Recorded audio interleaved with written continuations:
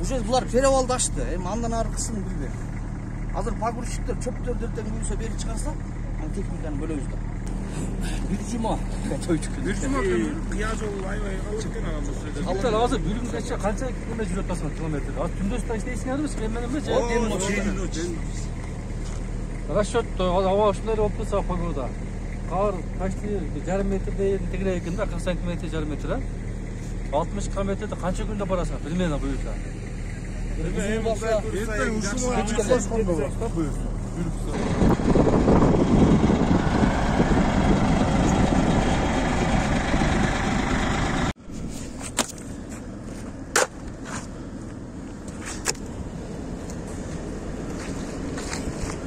Мына биз азыр турган жер Барскоон Акчерак айылынын 135-километр.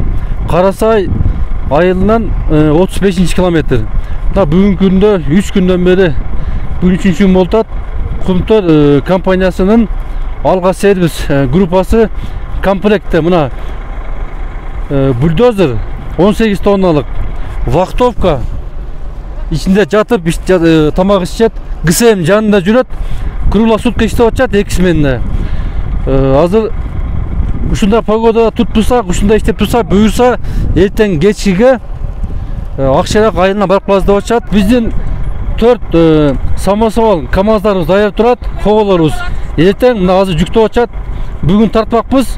Айыл өкмөт акимдер бүгүнкү эмес эртеңкиге суранышты.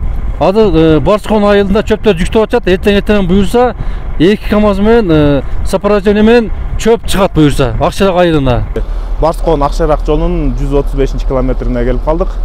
Эми Кудай буюрса техникаларыбыз бузулбай жакшы болуп турса, эртең кечкиге Акчеракка жетип калабыз деген ниеттебиз. Мына бүгүн 3-күн ушу Кумтөрдүн техникасы ачып келатат. Бул жолду 85-90 километрдин тегерегинде мына 3-күн.